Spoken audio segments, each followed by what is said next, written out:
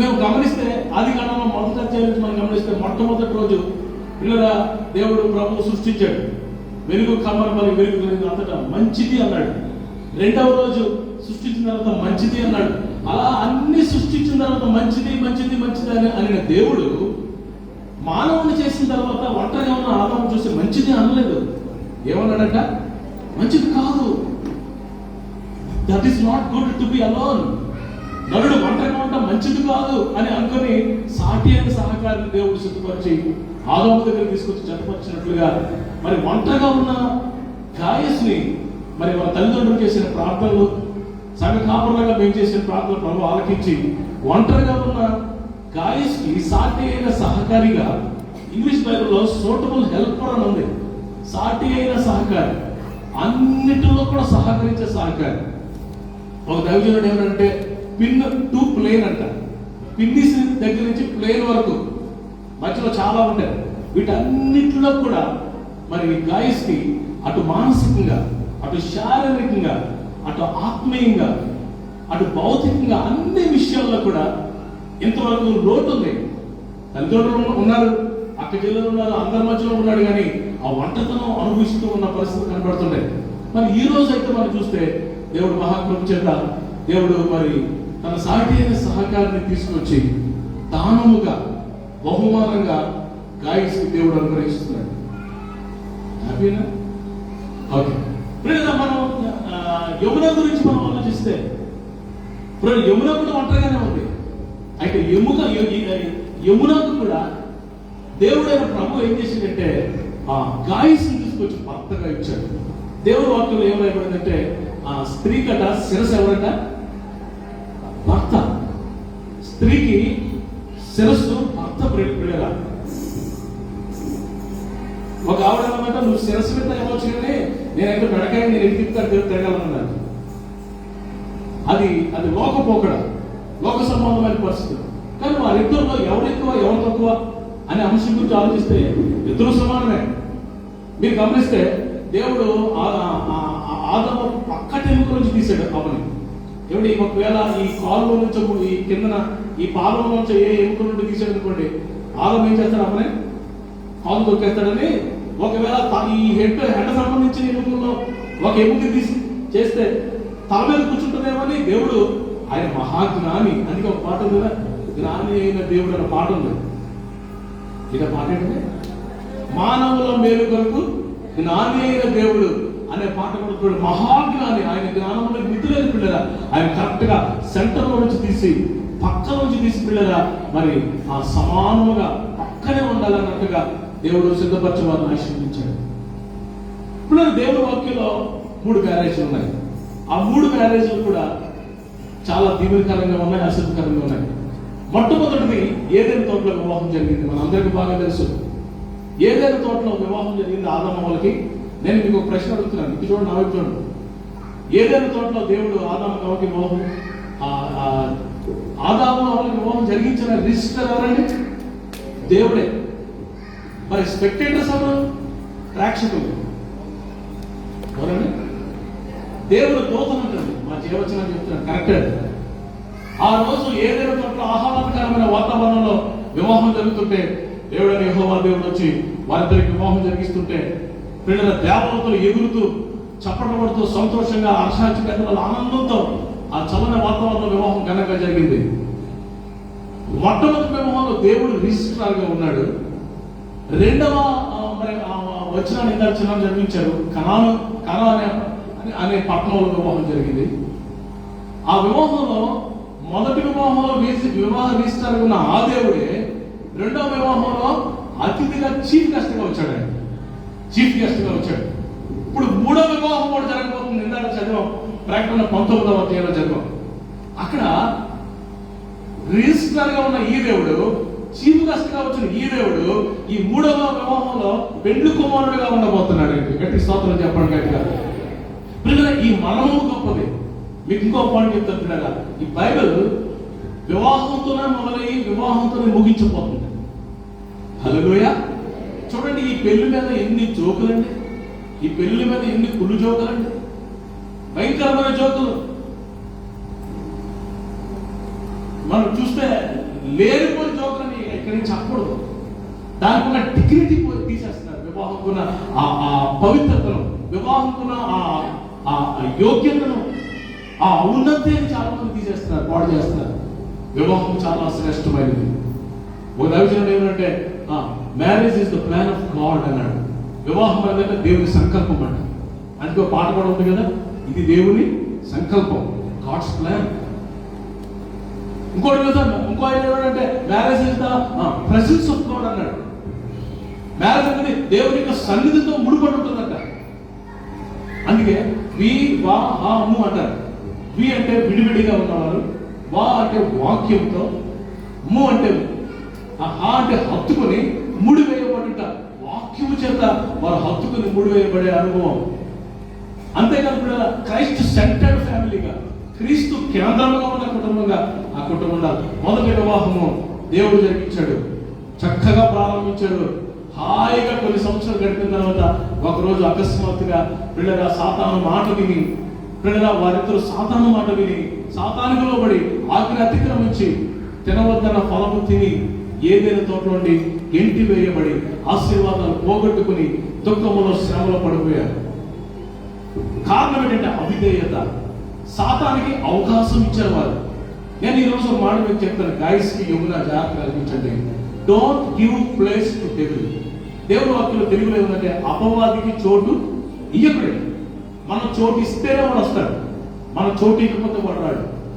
ఏదైనా తోటలోకి వచ్చి అవమా అనిపించాడు, ఎవరు దేవుడు తప్ప మాకు దేవుడే, మేము ఆయన మాట అంటాం, నువ్వెవరు కంటే పో అని కెట్లాస్ట్ అంటే సాతానుడు పారిపోయేవాడే. కానీ కెట్లాస్ట్ అనకుండా ప్లీజ్ వెల్కమ్ అని చెప్పి ఆ సాతానుతో ముచ్చట్లు పెట్టుకుంది.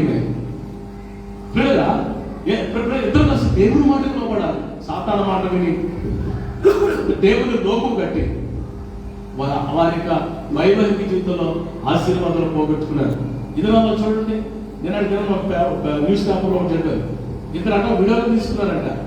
ఎన్ని సంవత్సరాల తర్వాత తెలుసండి? 74 సంవత్సరాల వైవాహిక జీవితం తర్వాత విడాకులు తీసుకున్నారంటండి. ఎంత దారుణమైన పరిస్థితి, ఎంత దారుణం. సమాధానం లేదు వారికి, నెమ్మది లేదు, సమాధానం సంతోషం లేదు.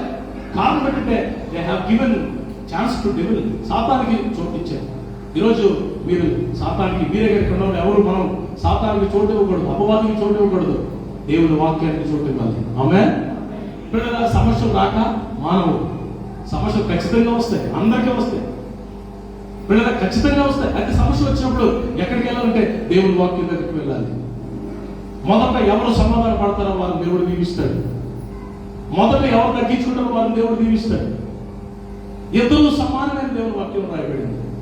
Both are same, created by God. దేవుని చేత సృష్టించబడిన వారు కాబట్టి ఇద్దరు క్రైస్ట్ సెంటర్డ్ గా, వర్డ్ ఆఫ్ గాడ్ సెంటర్డ్ గా వాక్యమే.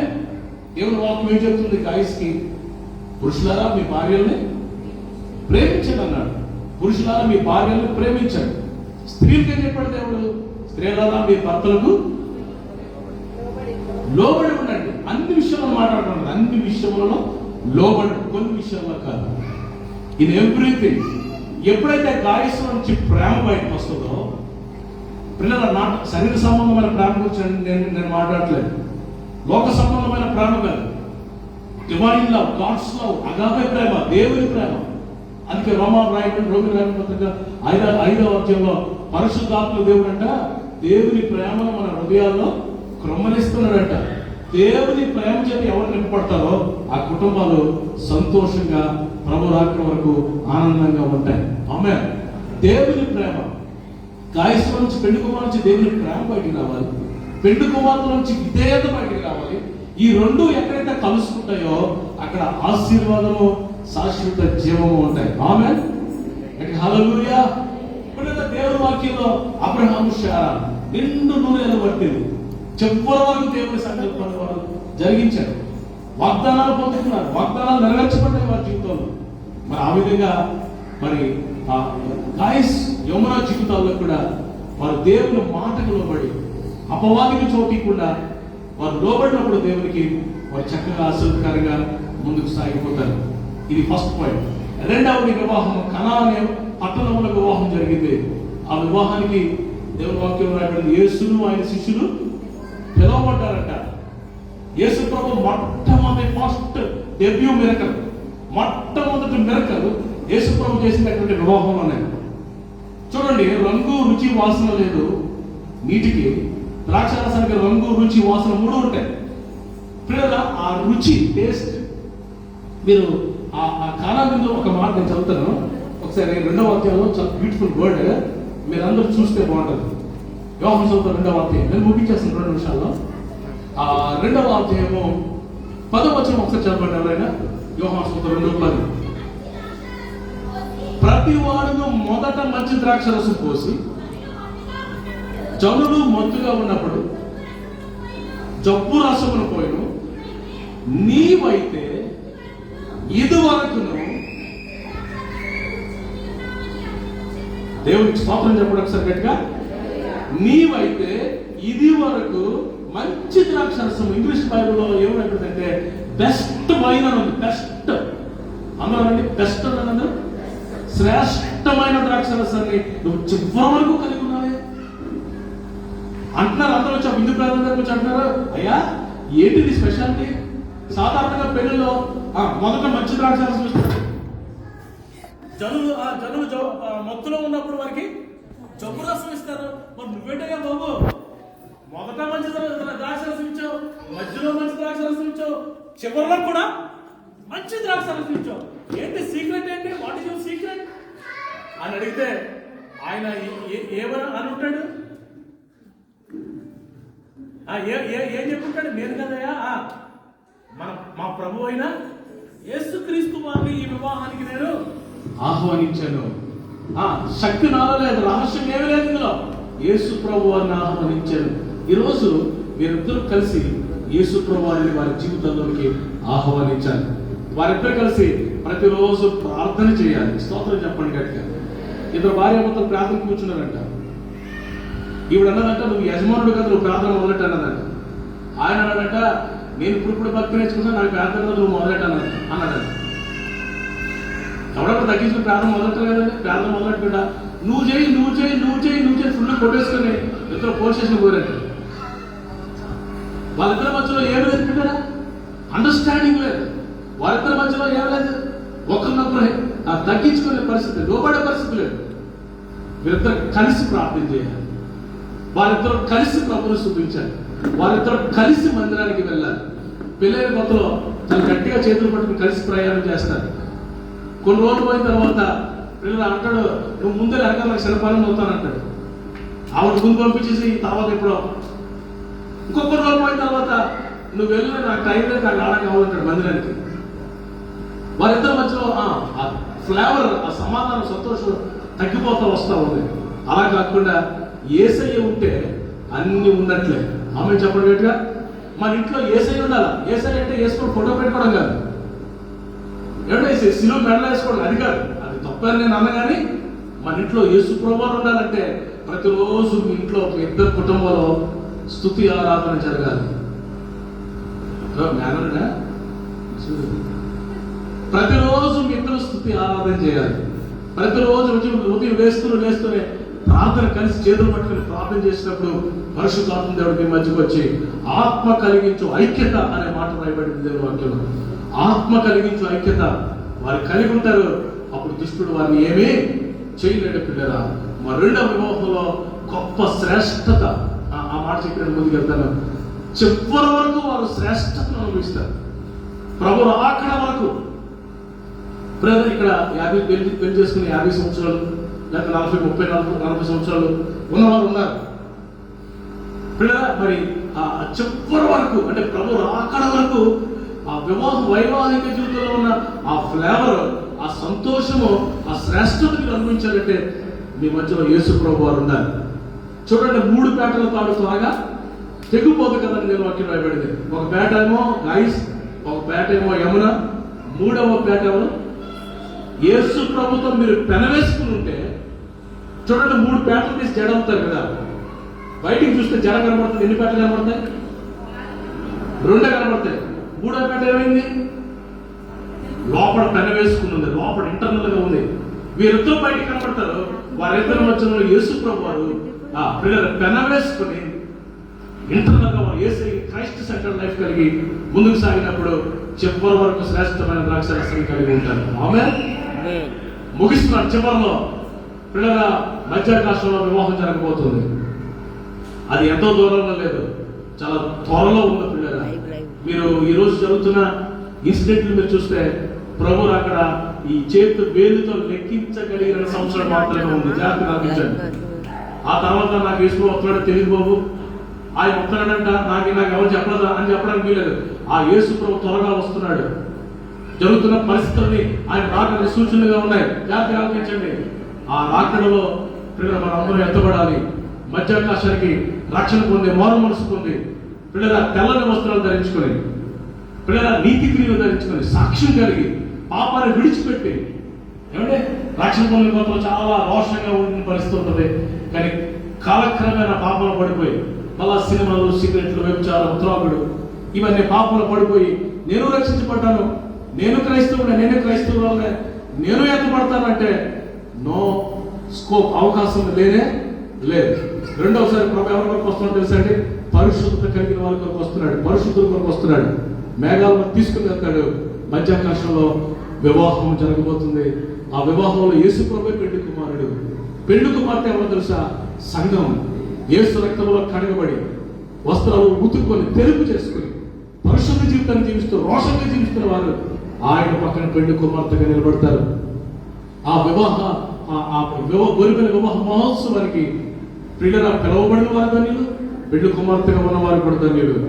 ఈ రోజు నేను ఒక మాట మీకు చెప్తాను. ఒక మాట దేవుని సేవకుడిగా నువ్వు ఎత్తబడడానికి సిద్ధంగా ఉన్నావా? ఈరోజు వివాహంలో మనం ఉన్నాం, వివాహాన్ని తిలకిస్తున్నాం. ఒక వివాహం గ్లోరియస్ మ్యారేజ్ జరగబోతుంది. ఆ మహిమ గల వివాహంలో నీవు ఉండాలని, పెళ్లి కుమార్తెగా నీవు యేసుప్రభు పక్కన ఉండాలని నేను కోరుకుంటున్నాను. దానికి సిద్ధపాటు కావాలి, దానికి ప్రార్థన జీవితం కావాలి, దానికి పరిశుద్ధత కావాలి. నేను ఎలా పడతానో జీవిస్తాను, ఏమంటే చర్చికి పంపించేస్తాను, లేకపోతే క్రిస్మస్కి వెళ్తాను, ఎప్పుడు నాకు నచ్చినట్టు వెళ్తాను, నేను భక్తిని కలిగి ఉండను, నేను వెళ్ళిపోతానంటే అది అవకాశం లేనే లేదు. పిల్లలు ఎవరు పడతాను తీసుకెళ్ళి అక్కడ పెళ్లి కుమార్తె కూర్చోబెట్టాడు ఆయన. దాని కొరకు మనకు సిద్ధపాటు కావాలి. అట్టి సిద్ధపాటు ప్రభు మీ అందరికీ అనుగ్రహించాలని నేను కోరుతున్నాను. ప్రభు మీకు అట్టి సిద్ధపాటు అనుగ్రహించును గాక. రక్షణ లేని వారు రక్షణ పొందుదురు గాక. ఆమె రక్షణ పొందిన వారు తెల్లని వస్త్రాలు ధరించుకుని సిద్ధపాటు కలిగి ప్రభు అక్కడి వరకు సిద్ధపడుదురు గాక. ఆమె మరి ఈ సమయంలో చివరిగా వారిద్దరు పిల్లల ఇద్దరుగా కాకుండా ఒక్కరిగా ఉండాలని దేవుని వాక్యంలో ప్రభు చెప్తారు కదా. వారిద్దరు ఇద్దరుగా కాక ఒక్కరిగా ఉండాలి. దేవుడు జతపరిచిన మన మనుషులు వేరు చేయకూడదని ప్రభు చెప్తారు. ఆ విధంగా వీరిద్దరు మరి ఏకాత్మ, ఏక మనసు, ఏక తాత్పర్యము, ఏక తీర్మానము కలిగి అబ్రహాము శాఖల వలె, ఇస్సాకు రేఖల వలె, అకుల ప్రిస్కిల వారిద్దరూ దేవునామను మహిమపరచాలని, ప్రభు కొరకు సాక్షులుగా జీవించాలని, రాబోతున్న దినాల్లో వారు దేవునామను మహిమపరచాలని నేను కోరుకుంటూ సంఘపక్షంగా, కుటుంబ పక్షంగా వారిద్దరికి అడ్వాన్స్ శుభాకాంక్షలు తెలియజేస్తూ నా మాటలు ముగిస్తున్నాను. దేవుని సంకల్పం వంటి మిత్రులు రావాలి, దేవుని నామను మహిమపరచాలి. అట్టి కృప దేవుడు మీకు అనుగ్రహించుగారు. ఆమె చిన్న ప్రార్థన చేస్తాను. చిన్న ప్రార్థన చేసిన తర్వాత నేను వివాహంలోకి వెళ్తాను. అందరూ కళ్ళు మూసుకోండి.